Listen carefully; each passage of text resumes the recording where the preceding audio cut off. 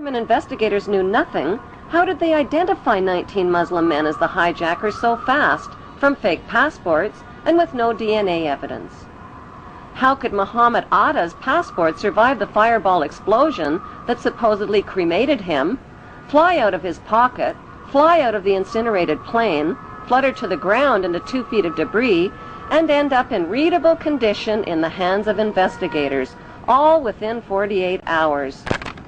Why did 19 Muslim men even need passports on domestic flights? How were passports found but not the plane's voice recorders? Why did the hijackers need passports they would never use again after their suicide flights? And why were the 19 accused Muslims not under surveillance on 911 if they were so easy to identify?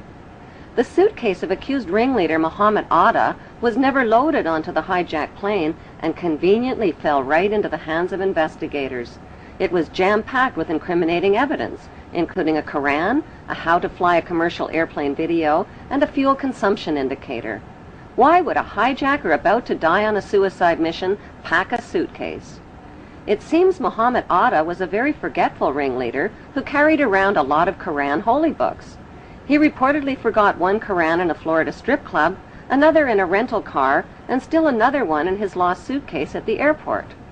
More incriminating evidence of flight manuals written in Arabic were found within hours of the attacks in parked rental cars at the airports. Why didn't the terrorists take a taxi to the airport? Can they be that smart and that stupid at the same time? The conspicuous trail of planted evidence continued 3 weeks after the 911 attacks, when anthrax letters killed 5 people and were clearly worded to throw the blame on Muslims. Death to America, death to Israel, Allah is great. It has since been proven that the anthrax came from a U.S. Army lab and was never mailed by Muslims. Were the 19 Muslims accused of the hijacking set up as patsies and framed? If so, who set them up? Right after the attacks, CNN deceptively and repeatedly showed an airport security video of Muhammad Atta. CNN neglected to tell viewers that the video showed Muhammad Atta boarding a plane at Portland, Maine, not the hijacked plane.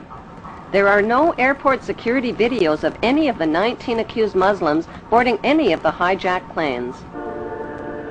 Right after the 911 attacks, CNN reported that the U.S. government had a tape recording of Osama bin Laden telling his mother that something big was about to happen and that she wouldn't be seeing him for a while. CNN later acknowledged that the report was false.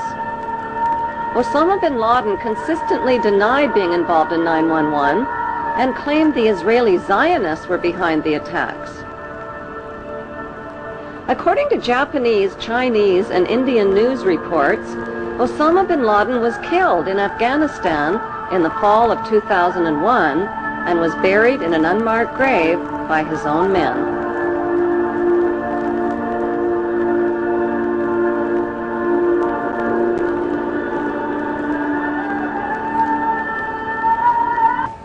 Following the money trail, Osama bin Laden. Army sources telling me, even via Iraq, via other places overseas, we know where he is. We're on him. It's just a matter of time. Do you agree with that? I believe he's dead. Really? I'm 98% positive that we killed him in December of 2001 during the Tora Bora campaign. I've seen no proof of life since then, regardless of these tapes that are cobbled together. On Halloween 2004, just before the U.S. presidential election, this man, dressed in an Osama bin Laden costume, confessed to the 911 attacks, scared American voters, and tricked them into treating George Bush to another 4 years in the White House. Zionist extremists believe that Hebrew Jews are God's chosen race of people with a God-given right to the land of Israel. The Muslim world and millions of Europeans, including Germany's former Minister of Technology, Andreas von Bülow, believe that Zionist extremists staged the 911 attacks on America to ignite the war on terrorism. That war has targeted Israel's Muslim enemies and is being fought and paid for with the blood, the lives, and the tax dollars of terrorized American citizens.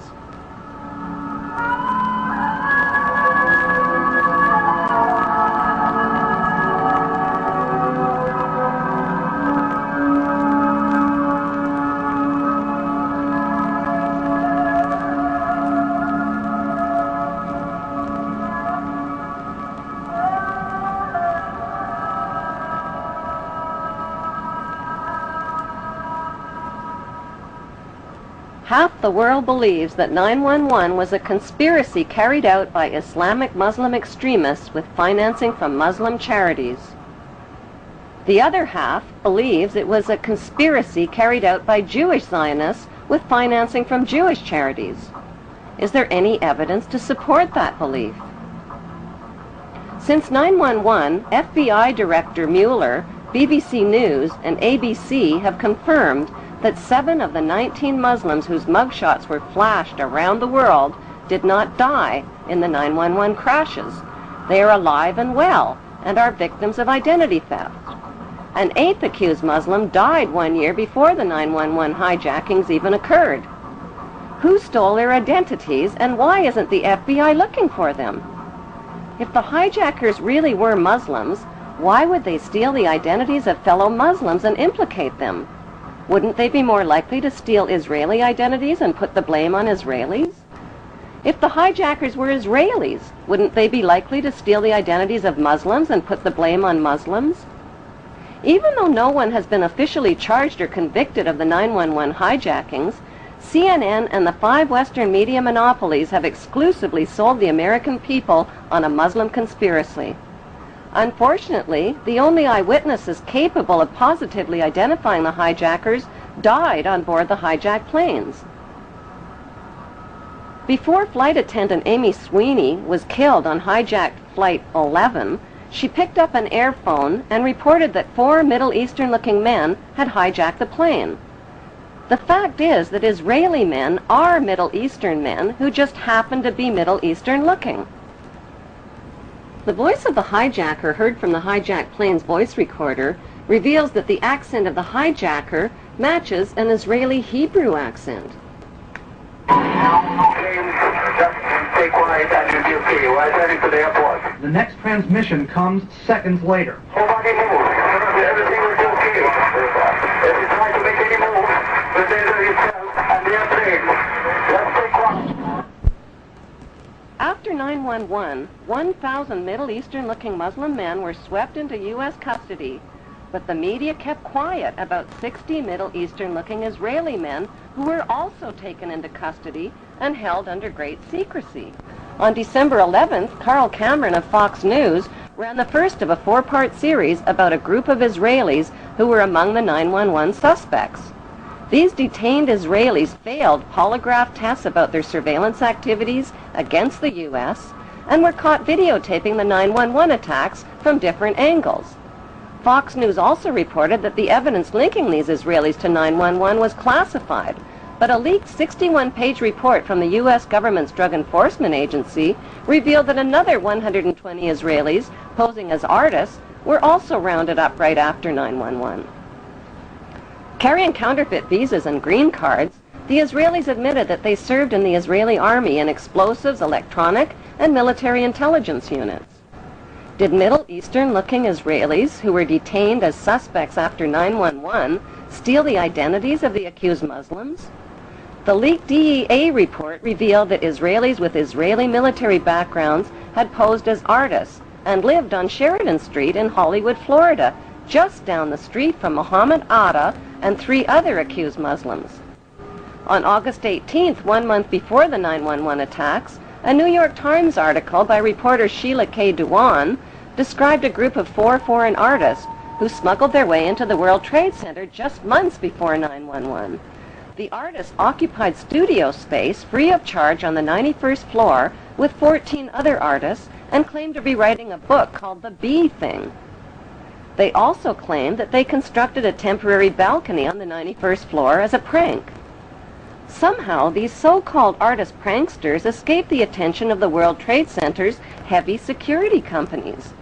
George W. Bush's brother, Marvin Bush, just happened to be the director of Securicom, which provided electronic security for the World Trade Center.